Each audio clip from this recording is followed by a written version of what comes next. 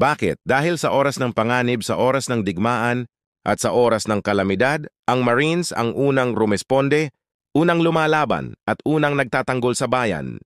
Ang pagiging first to fight ay hindi basta tungkulin, kundi isang panata. Panatang unahin ang bayan bago ang sarili. Panatang hindi uurong sa anumang hamon, gaano man kahirap o kapanganib.